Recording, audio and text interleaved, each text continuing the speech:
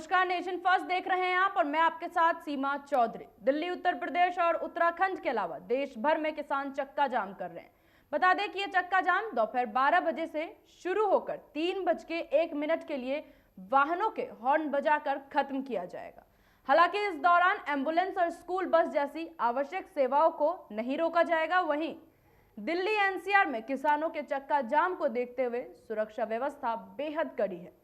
गाजियाबाद के लोनी बॉर्डर पर ड्रोन के जरिए स्थिति को मॉनिटर किया जा रहा है। वहीं और दिल्ली पुलिस के मुताबिक दिल्ली पुलिस, पैरामिलिट्री फोर्स और रिजर्व पुलिस बल के करीब 50,000 जवानों को स्थिति संभालने के लिए तैनात किया गया है। दिल्ली पुलिस के मुताबिक दिल्ली में करीब 120 मेट्रो स्टेशन को अलर्ट पे रखा गया, जिससे वो कोई भी गड़बड़ी होने की स्थिति में एंट्री और एग्जिट गेट को जरूरत पड़ने पर तुरंत बंद कर सके। इसके साथ ही Shahjahanpur border, Delhi Gurugram border, Tikri border, Singhu, Ghazipur border और लाल किला पर सुरक्षा के कड़े इंतजाम किए गए हैं। साथ ही ड्रोन से निगरानी भी की जा रही है। इसी बीच राहुल गांधी ने किसान संगठनों की ओर से चक्का जाम का समर्थन किया। उन्होंने ट्वीट करते हुए कहा कि अन्नदाताओं का सत्याग्रह देश हित में है और तीनों कृषि कानून राष्ट्र के लिए घातक है। उन्होंने कहा कि ये 3 कानून सिर्फ किसान मजदूर के लिए ही नहीं बल्कि जनता और देश के लिए भी घातक है। तो किसान आज चक्का जाम कर रहे हैं। वहीं आपको बता दें, दिल्ली में बॉर्डर्स पर कड़ी सुरक्षा व्यवस्था की गई है, जहां 50,000 से अधिक सुरक्षा बल तैनात है। तो वहीं कृषि कानून के खिलाफ किसानों के आंदोलन के बीच प्रदर्शनकारियों ने आज यानी शनिवार को चक्का जाम किया।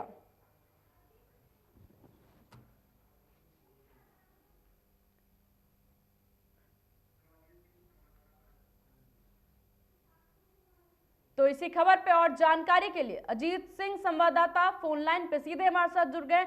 अजीत, पहले बॉर्डरों के क्या हालात हैं इस वक्त, उस पर नजर डालिए। जो आंदोलनकारी किसान है उनकी ओर से पहले ही स्पष्ट कर दिया गया था, दिल्ली, उत्तर प्रदेश और उत्तराखंड में चक्का जाम नहीं किया जाएगा। उसकी ओर से भिन्न भिन्न प्रकार के जो उनके मत थे वो सामने आए। कुछ किसानों का ये कहना था क्योंकि उत्तर प्रदेश में गन्ना कटाई, गन्ने का काम चल रहा है, गन्ना पहुंचाया जा रहा है मिलों में, तो इसलिए उनमें बाधा ना पहुंचे, कोई नुकसान ना हो और अधिक परेशानी उन किसानों को ना हो। क्योंकि छोटे किसान भी हैं जो बैलगाड़ियों से या ट्रैक्टर ट्रॉलियों से अपना गन्ना मिलों में पहुंचाया करते हैं। दूसरी तरफ एक जो और बयान आया कुछ किसानों का, उनका ये कहना था कि जो सत्ता पर काबिज भाजपा है उसकी ओर से इन प्रदेशों में, जिन राज्यों में जिनमें कि दिल्ली भी शामिल है, दिल्ली, उत्तर प्रदेश और उत्तराखंड, इनमें शरारत कर सकते हैं और कुछ ऐसी वारदातों को अंजाम दिया जा सकता है जिसपे आंदोलनकारी किसानों को बदनाम किया जा सके और जो आंदोलन है उसको कमजोर करने की कोशिश की जा सकती है। तो इस प्रकार के कई भिन्न प्रकार के मत आए, लेकिन कुल मिलाकर जो किसान नेता है उनकी ओर से ये कहा गया कि इन 3 राज्यों में चक्का जाम नहीं किया जाएगा। जहां तक सुरक्षा व्यवस्था का सवाल है, सीमा में बता दूं कि सभी दिल्ली के जो बॉर्डर है तमाम जगह पर सुरक्षा के कड़े इंतजाम किए गए, कई लेयर की सुरक्षा की गई है।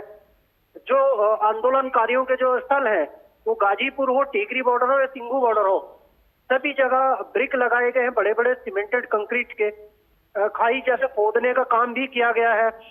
साथ में कटीली तारें लगाई गई हैं। बताया गया कि उनका नाम जो है कोबरा वायर के नाम से उसको जाना जाता है, जो अंतर्राष्ट्रीय सीमाओं पर लगाई जाती है। तो इस प्रकार से सरकार ने अपनी तरफ से सुरक्षा के तमाम इंतजाम किए हैं। इसके अलावा मैं सीमा बताता चलूं कि जो दिल्ली मेट्रो है, डीएमआरसी, उसकी ओर से अभी जानकारी आ रही है कि 10 मेट्रो स्टेशनों को बंद रखने का फैसला किया जा रहा है। हालांकि ये अभी सूत्रों के हवाले से इसकी पुष्टि हुई नहीं है, लेकिन फिर भी जो जानकारी मिली है मैं आपको बता दूं, Mandi house, ITO, Delhi gate, Delhi university, Lal Qila, Jama Masjid, Janpath central secretariat, इन तमाम जगहों को जो मेट्रो स्टेशन है इनको बंद किए जाने की बात कही गई है।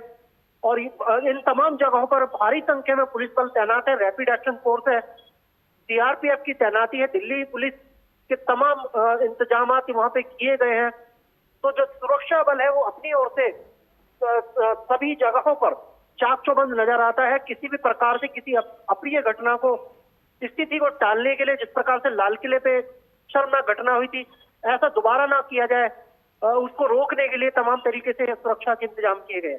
बिल्कुल अजीत, आपने जैसा कि बताया, तो इसमें जैसा लाल किला पे हुआ वो काफी निंदनीय था। उसके बाद अब की बार उपद्रवियों से निपटने के लिए कितनी तैयारी की गई है तैनात? बहुत भारी संख्या में, और मेरा ख्याल है कि ये 5 लेयर सुरक्षा के इंतजाम किए गए हैं और किसी भी प्रकार से सरकार नहीं चाहती है कि कोई उपद्रव हो। हालांकि जो आंदोलनकारी किसान हैं उनकी ओर से और जो विपक्ष है उनकी ओर से तमाम तरह के आरोप वापस सरकार के ऊपर लगाए गए थे कि ये सभी उन्हीं के द्वारा प्रायोजित था, और इस प्रकार की जो आरोप प्रत्यारोप का दौर है वो तो चल ही रहा है। इस बीच में दिल्ली में बीच बीच में मैं आपके, हालांकि दिल्ली में बंद का कॉल नहीं है, बावजूद इसके दिल्ली पुलिस किसी भी प्रकार की कोताही बरतने के मूड में नहीं है। सीआईएसएफ की तैनाती की गई, रैपिड एक्शन फोर्स की तैनाती की गई है।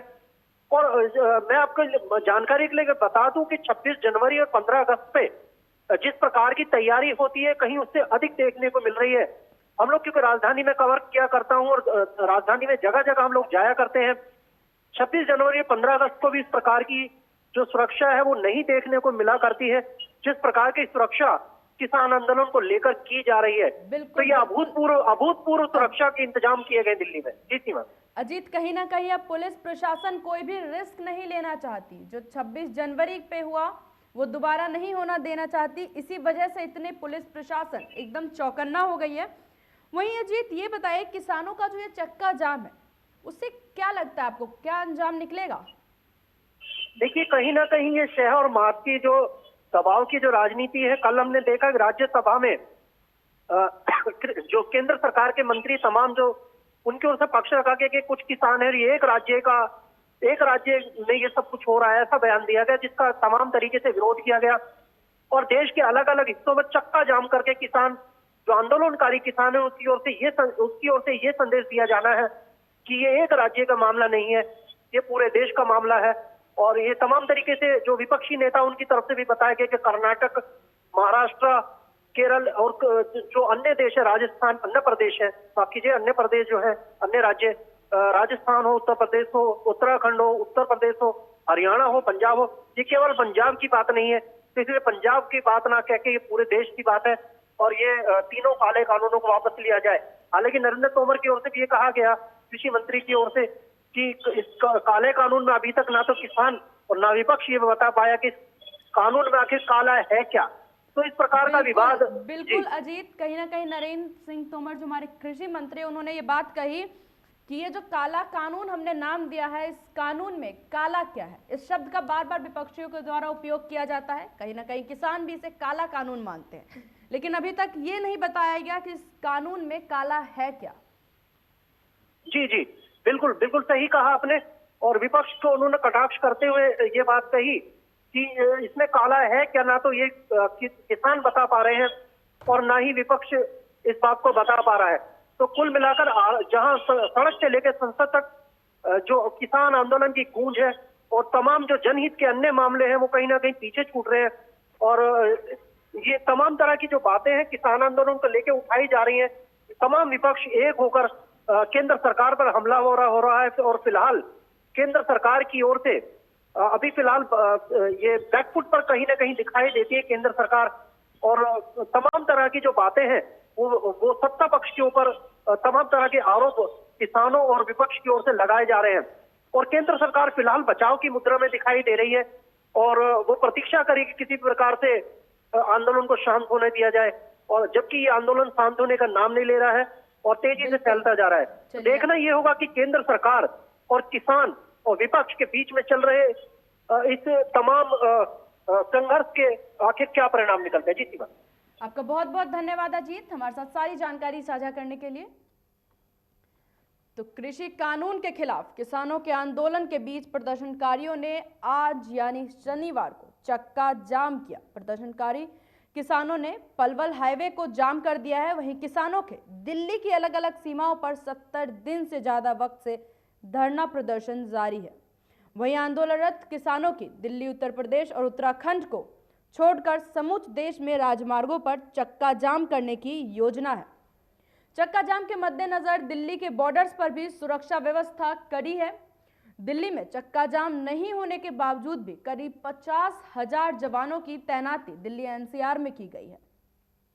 वहीं आपको बता दें, कृषि मंत्री नरेंद्र सिंह तोमर ने कहा कि प्रदर्शन कर रहे किसान संघों और उनका समर्थन करने वालों में से कोई भी नए कृषि कानून में खामियां निकालने में सक्षम नहीं है। कृषि कानून का विरोध करने वाले यह बताने को इच्छुक नहीं कि इन काले कानूनों में काला क्या है जिसे सरकार सुधार करे। तो कहीं ना कहीं नरेंद्र सिंह तोमर का ये तंज विपक्षियों को है कि वो पूछ रहे हैं कि जिसे काला कानून हम बार बार कहे जा रहे हैं, इस कानून में काला है क्या।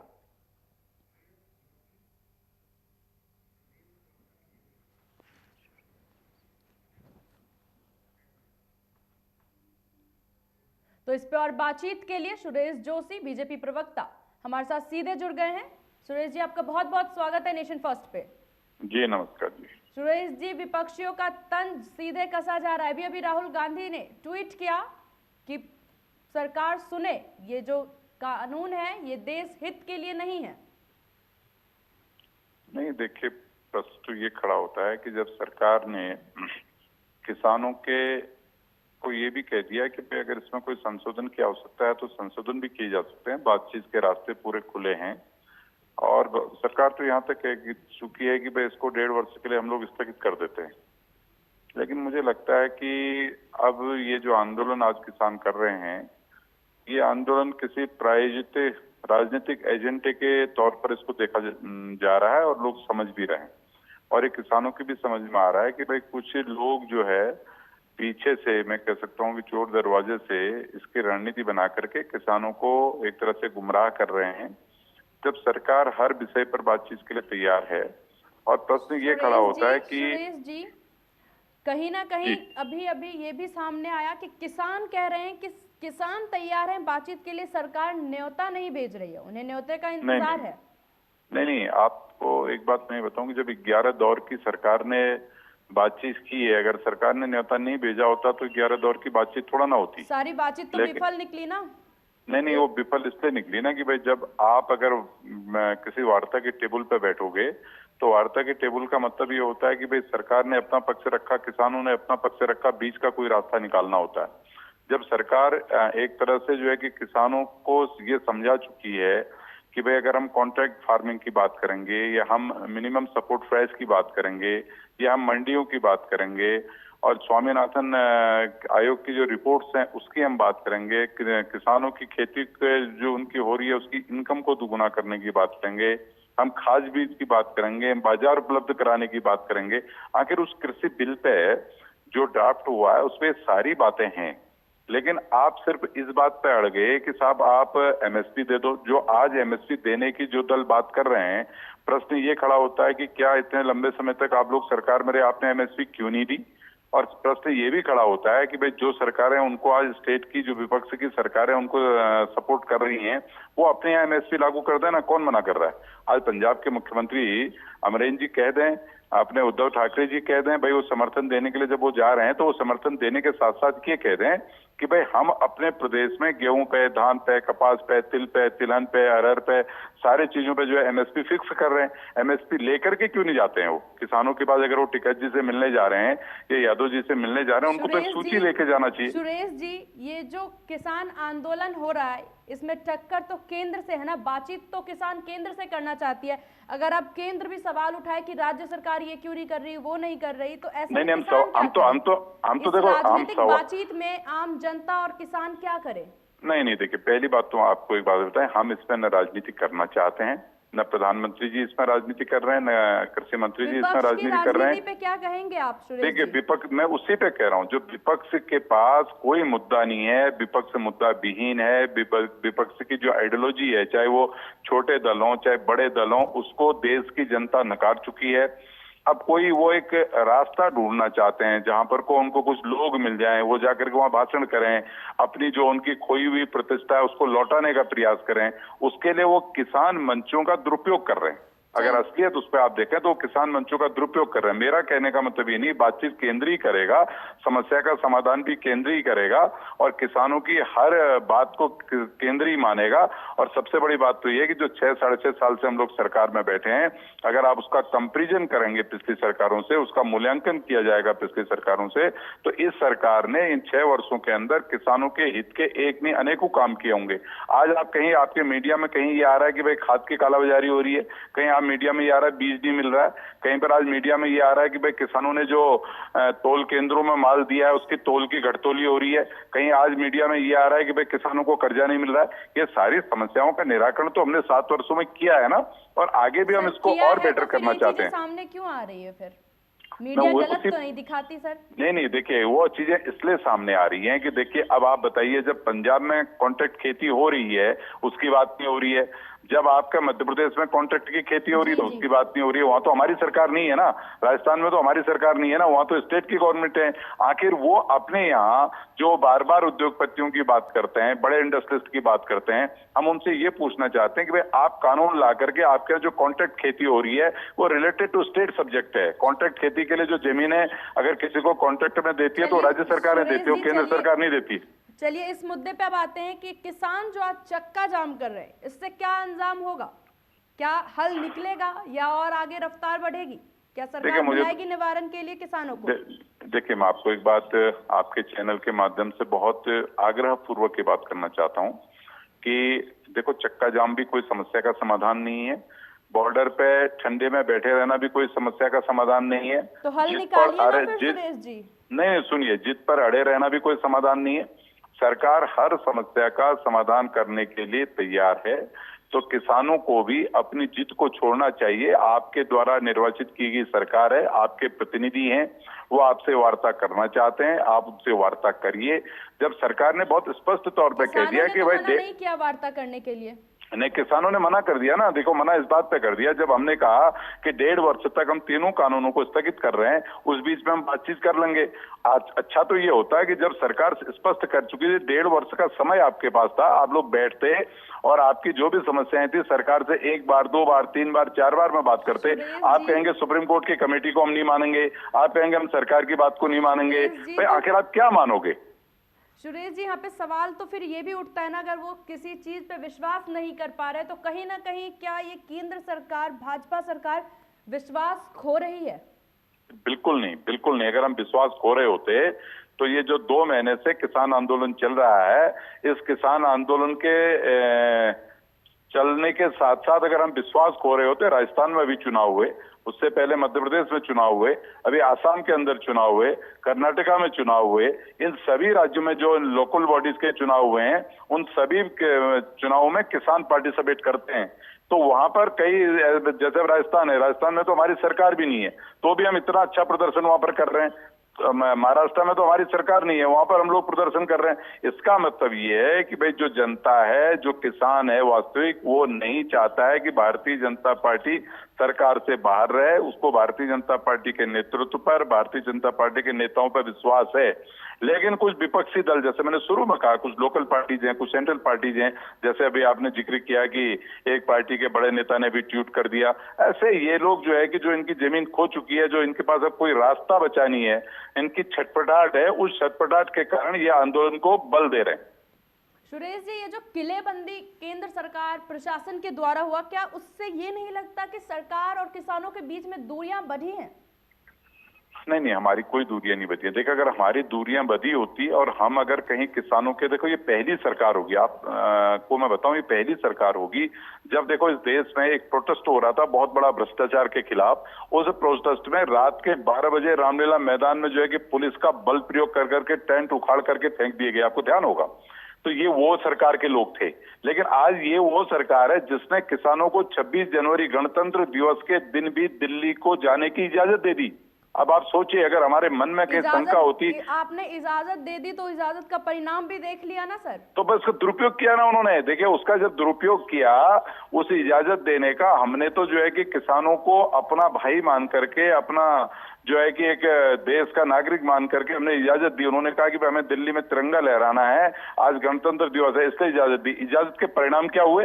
तो जब अब वो इजाजत के परिणाम वो खराब हुए तो उससे क्या है कि आप दिल्ली में बैठी हैं, दूसरा दिल्ली में बैठा है, सबकी सुरक्षा देना भी सरकार का दायित्व है। इसलिए सरकार उस सुरक्षा से नहीं हट सकती है। इसलिए उसको जिस व्यक्ति का कोई कसूर नहीं है, जो कसूरवार नहीं है, जो दिल्ली में अपना कामकाज कर रहा है, उसको सुरक्षा देना भी तो हमारा कर्तव्य है ना भाई। हमारा जो कॉन्स्टिट्यूशन है वो क्या कहता है भाई? नागरिकों को सुरक्षा देना, स्वास्थ्य देना, शिक्षा देना आपका मौलिक अधिकार है। तो मौलिक अधिकारों का किसान कैसे दुरुपयोग करेंगे भाई? दिल्ली का वो पानी रोक देंगे, दिल्ली की बिजली रोक देंगे, या दिल्ली की आवाजाही रोक देंगे, दिल्ली में जाके डिस्टर्ब करेंगे, ये भी तो नहीं होगा ना। बिल्कुल बिल्कुल, आपका बहुत बहुत धन्यवाद सुरेश जी नेशन फर्स्ट के साथ जुड़ने के लिए। तो कृषि कानून पे 71 दिन से किसान बॉर्डरों पे डटे हुए हैं। वहीं आज किसानों ने चक्का जाम का आह्वान किया है। प्रदर्शनकारी किसान ने पलवल हाईवे को जाम कर दिया। वहीं किसान दिल्ली की अलग अलग सीमाओं पर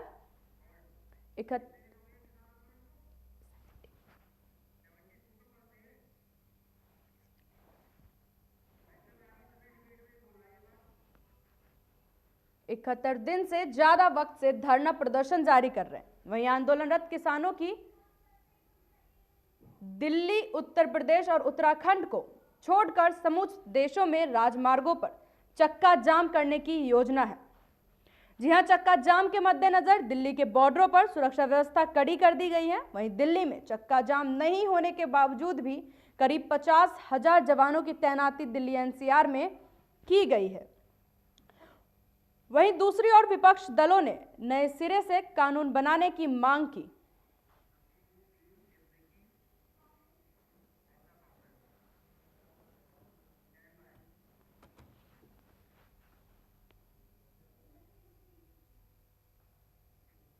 तो इसी खबर पे और बातचीत के लिए नसीमुद्दीन सिद्दीकी कांग्रेस नेता हमारे साथ सीधे फोन लाइन पे जुड़ गए हैं। नसीमुद्दीन जी, आपका बहुत बहुत स्वागत है नेशन फर्स्ट पे। जी थैंक यू, नमस्कार। नसीमुद्दीन जी, एक सवाल यहाँ पे कृषि मंत्री नरेंद्र सिंह तोमर जी ने पूछा कि इस कानून में काला क्या है, जिसे विपक्षी दल लगातार काला कानून करार दे रही है। उस कानून में काला क्या लगता है आपको? मैं सबसे पहले कृषि मंत्री जी से पूछना चाहता हूँ कि इसमें गोरा क्या है? काले के अलावा कोई सफेदी दिखाई दे रही हो, कोई सफाई दिखाई दे रही हो, काला ही काला है। लोग कहते हैं दाल में कुछ काला है, पूरी दाल ही काली है। दूसरी चीज ये है कि आपने कानून बनाया किसानों के लिए, किसान नहीं चाहते तो आप जबरदस्ती ये थोप क्यों रहे हो? आप किसानों के हमदर्द बनते हो, किसानों की सरकार कहते हो, किसानों के खिलाफ कानून बनाते हो, और जब वो आवाज उठाते हैं कई हजार आप सुरक्षा बल लगा देते हो, सड़कों में कीले गाड़ देते हो। क्या आज तक के इतिहास में अंग्रेजों के शासन काल से लेकर आज तक क्या कभी इस तरीके से कीले सड़कों पे गाड़ी गई? ये तो अंग्रेजी शासन से भी बढ़कर के आगे हो गए, और वो भी अन्नदाताओं के लिए, कभी किसानों के लिए। नसीमुद्दीन जी, कभी हमारे तिरंगे की बेइज्जती भी तो इस हिसाब से नहीं हुई जो 26 जनवरी को निंदनीय घटना हुई।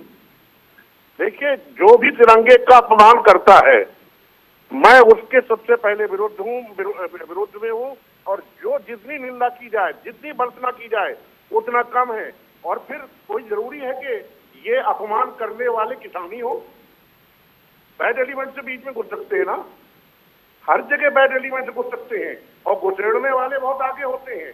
क्या पता, मैं किस पे आरोप नहीं लगा रहा हूँ, लेकिन शंका तो है, क्या पता किसने वहां घुसेड़ दिया ये बैड एलिमेंट को। ऐसे लोगों को छोड़ना नहीं चाहिए जिन्होंने तिरंगे का अपमान किया, हमारे देश का अपमान किया। हम बर्दाश्त नहीं करेंगे। चलिए, आपका बहुत बहुत धन्यवाद नसीमुद्दीन जी नेशन फर्स्ट के साथ जुड़ने के लिए। तो कृषि कानून के खिलाफ को लेकर लगातार विपक्षी दल ट्वीट किए जा रहे हैं। वहीं राहुल गांधी का मोदी सरकार पर निशाना साधा गया। कहा, यह 3 कानून सिर्फ किसान मंजूर नहीं के लिए नहीं है, जनता और देश के लिए भी ये घातक है। तो खबरों के सिलसिले में मेरे साथ अभी के लिए बस इतना ही। बाकी देश और दुनिया की तमाम बड़ी खबरों को जानने के लिए देखते रहिए नेशन फर्स्ट। नमस्कार।